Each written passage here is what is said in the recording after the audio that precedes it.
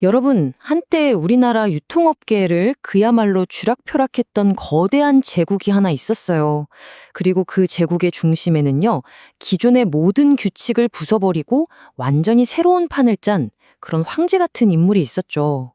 그런데 정말 신기하게도 지금은 그 사람 이름을 기억하는 사람이 거의 없다는 거예요. 킴스클럽. 아마 다들 아실 거예요. 장 보러 한두 번쯤은 가보셨을 거고요. 우리한테는 그냥 되게 익숙하고 친근한 이름이잖아요. 근데요, 바로 이 킴스클럽이 사실은 한 남자의 엄청난 야망, 그리고 모든 걸 뒤엎어버린 혁신이 만들어낸 결과물이라는 거 알고 계셨나요? 그래서 오늘 이야기는 바로 이 질문에서 시작합니다. 도대체 킴스클럽의 킴은 누구였을까? 한때 유통왕제라고 불리면서 시대를 뒤흔들었던 그 사람은 왜 그렇게 허무하게 역사 속으로 사라져버렸을까? 지금부터 그의 정말 여와 같았던 인생을 한번 따라가 보겠습니다. 모든 위대한 이야기들이 그렇잖아요. 시작은 보통 되게 사소하고 좀 의외의 장소에서 펼쳐지죠. 이 사람도 마찬가지였어요. 정말 평범했던 한 청년이 자기 인생은 물론이고 대한민국 유통업계의 판도를 완전히 바꿔버릴 그런 운명적인 만남을 갖게 됩니다. 자, 이야기의 주인공, 청년 김해철입니다. 군대에서 격리병으로 복무하고 있었어요. 근데 바로 거기서 군부대 공사를 하러 드나들던 대형 건설사죠. 한신공영 창업주의 눈에 띄게 된 거예요. 왜냐? 이 청년이 숫자에 유독 밝고 일처리가 아주 야무졌거든요. 그 재능을 딱 알아본 거죠. 그냥 수많은 군인 중 한 명으로 스쳐 지나갈 수도 있었던 이 만남이 김해철이라는 사람의 인생을 180도 바꿔놓는 그런 결정적인 계기가 됩니다. 그렇게 군대에서 맺은 인연이 그를 장인의 회사로 이끌었고 결국에는 사위의 자리까지 가게 만들었습니다. 여기 이 타임라인을 한번 보세요. 이게 얼마나 대단한 거냐면요. 제대하고 평사원으로 들어가서 딱 2년 만에 과장으로 초고속 승진을 해요. 그리고 바로 그 해에 회장 딸하고 결혼을 합니다. 그리고 입사 10년 만에 상무이사. 1970년대 그 보수적인 기업 문화를 생각해 보면 이건 뭐 거의 있을 수 없는 일이었죠. 장인이 이 사람을 단순히 사위가 아니라 회사의 미래를 맡길 사람으로 얼마나 믿었는지 이걸 보면 딱 알 수 있습니다. 근데 단순히 회장 사위라는 배경만으로 이 모든 걸 설명할 순 없어요. 김희철한테는요, 남들이 못 보는 걸 보는, 시대를 앞서가는 그런 특별한 눈이 있었습니다. 그게 뭐였냐? 바로 부동산의 미래를 읽는 능력이었죠. 바로 이겁니다. 이게 그의 전략의 핵심이었어요. 70년대 초반만 해도요, 롯데나 신세계 같은 잘 나가던 회사들은 전부 종로, 명동, 그러니까 강북에만 목을 맸어요. 근데 김해철은 달랐습니다. 허허벌판, 그야말로 뽕밭이었던 강남을 본 거예요. 지금의 반포, 잠원 일대 땅을 임원들이 거길 왜 사냐고 뜯어말리는데도 그냥 공격적으로 사들였습니다. 왜? 논리는 아주 간단했어요. 아파트 지어서 사람이 살게 되면 거긴 무조건 상권이 생긴다. 남들이 다 지금 당장 좋은 땅만 쳐다볼 때 혼자서 미래의 중심지를 본 거죠. 대단하지 않습니까? 하지만 김해철은 장인의 회사라는 그 안정적인 울타리에 머무를 사람이 아니었습니다. 이제 창업주 아들이 경영에 들어오기 시작하니까 이제 내 길을 가야겠다 결심을 하죠. 그래서 자기가 직접 개발했던 그 반포 한신 아파트 단지 상가에 조그만 슈퍼마켓을 하나 차려요. 그런데 이게 대박이 난 겁니다.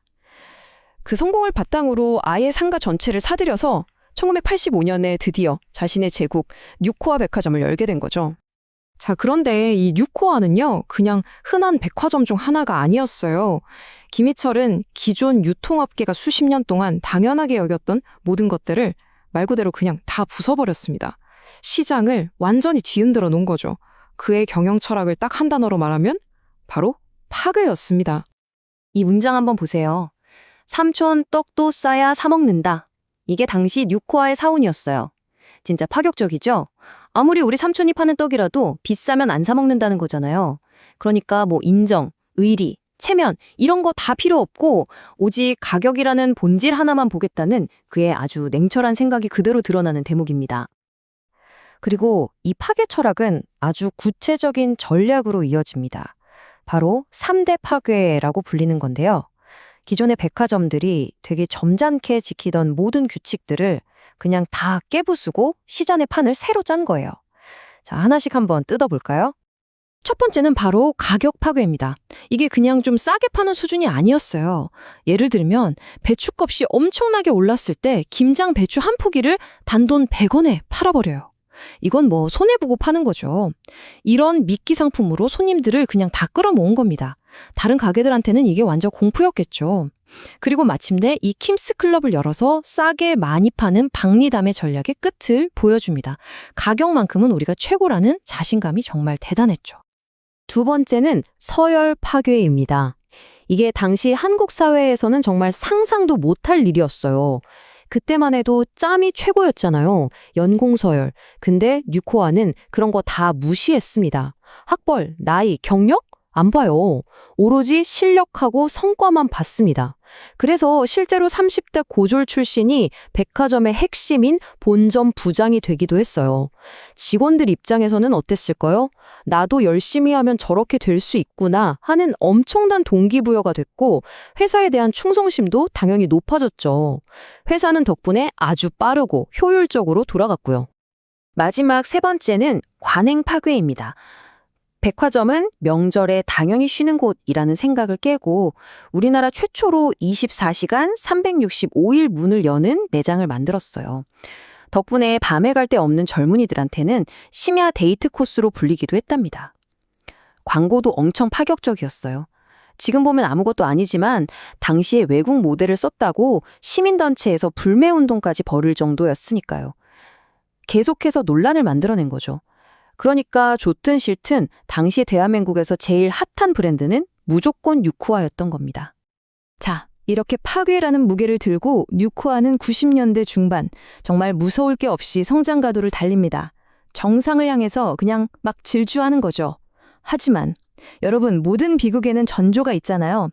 그 화려한 성공의 뒤편에서는 이 거대한 제국을 통째로 무너뜨릴 아주 치명적인 금이 서서히 가고 있었습니다. 1996년, 이때가 바로 뉴코아 제국의 정점이었습니다. 바로 전해에 삼풍백화점이 무너져서 사회 전체가 충격에 빠졌을 때인데도 뉴코아의 질주는 멈추질 않았어요. 서울 강남은 이미 다 먹었고 수도권을 넘어서 전국으로 정말 무서운 속도로 뻗어나갔습니다. 기존의 강자들을 위협하는 거대한 공룡이 된 거죠. 자, 이 표를 보시면 당시 뉴코아가 얼마나 아슬아슬했는지 한눈에 보입니다. 왼쪽을 보세요. 재계 서열 25위, 연 매출 2조 원. 겉으로는 정말 화려한 성공 신화죠. 근데 오른쪽을 보세요. 그 속은 언제 무너져도 이상하지 않은 모래성이었던 겁니다.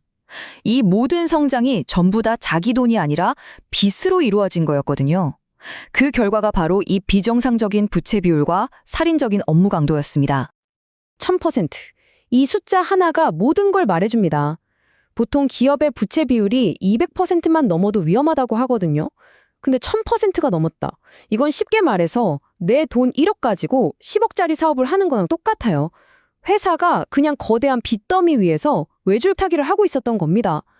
브레이크가 고장난 자동차처럼 달리기만 한 대가는 너무나 컸습니다. 돈 혼자만 있었던 게 아니에요. 사람도 갈려나가고 있었습니다. 당시 신문기사에 이런 말이 나와요. 뉴코아 임원들이 줄줄이 앰뷸런스에 실려나갔다. 1년에 매장을 15개씩 여는 이 미친 속도를 따라가다 보니까 임원들이 과로로 쓰러져 나간 거예요. 회장 본인부터가 17년 만에 처음 휴가를 갔다고 할 정도로 일 중독이었으니 회사 분위기가 어땠을지 상상이 가시죠? 결국 그 눈부신 성장은 직원들의 희생을 먹고 자란 거였습니다. 이렇게 아슬아슬한 살얼음판을 달리던 제국에 드디어 외부에서 결정타가 날아옵니다. 아무도 예상하지 못했던 거대한 충격이었죠. 빚으로 쌓아올린 이 화려한 성이 정말 순식간에 너무나 허무하게 무너지기 시작합니다. 바로 1997년 대한민국 전체를 덮친 IMF 외환 위기였습니다. 모든 은행들이 돈을 빌려주지 않기 시작했어요. 자기 돈은 없이 오직 빚으로 빚을 갚으면서 덩치를 키워온 뉴코아한테는 이건 뭐 사형선고나 마찬가지였죠. 물론 IMF 때문에 망했다고 할 수는 없어요. 하지만 이미 고물대로 골마서 터지기 직전이었던 상처를 IMF가 마지막으로 쿡 찌른 그런 결정적인 방아쇠가 된 셈입니다. 무너지는 건 정말 한순간이었습니다. 그 폭발적인 성장 속도만큼이나 몰락도 빨렸죠. 충성심 강했던 직원들이 회사를 살려보겠다고 자기 월급까지 모아서 260억 원이라는 엄청난 돈을 만들었지만 그걸로는 어림도 없었습니다. 결국 유코아 그룹은 부도가 났고 2003년에 경쟁사였던 이랜드에 팔리게 됩니다. 그리고 이 제국을 세웠던 김의철 회장은 비리 혐의로 구속되면서 아주 불명예스럽게 무대 뒤로 사라지게 되죠. 이렇게 한 시대를 풍미했던 유통 황제는 완전히 몰락했습니다. 그런데 진짜 아이러니한 건 뭔지 아세요? 그는 사라졌지만 그가 남긴 것들은 지금도 너무나 생생하게 우리 곁에 있다는 겁니다. 그가 처음 시작했던 파격적인 할인, 킴스클럽 같은 창고용 매장, 데이터로 재고를 관리하는 방식, 이게 지금은 대한민국 모든 마트의 기본이 됐잖아요. 그의 혁신은 살아남아서 이제 상식이 됐는데 그 혁신을 만든 사람은 아무도 기억하지 못하는 참 묘한 상황인 거죠. 물론 혼자 모든 걸 결정했던 독선적인 경영, 빚으로 회사를 키운 무리한 방식, 이런 비판은 당연히 피할 수 없을 겁니다. 하지만 그의 그 파괴적인 도전 덕분에 한국 유통업계가 한 단계 발전했다는 것도 사실이죠. 그래서 마지막으로 이런 질문을 던져보고 싶습니다.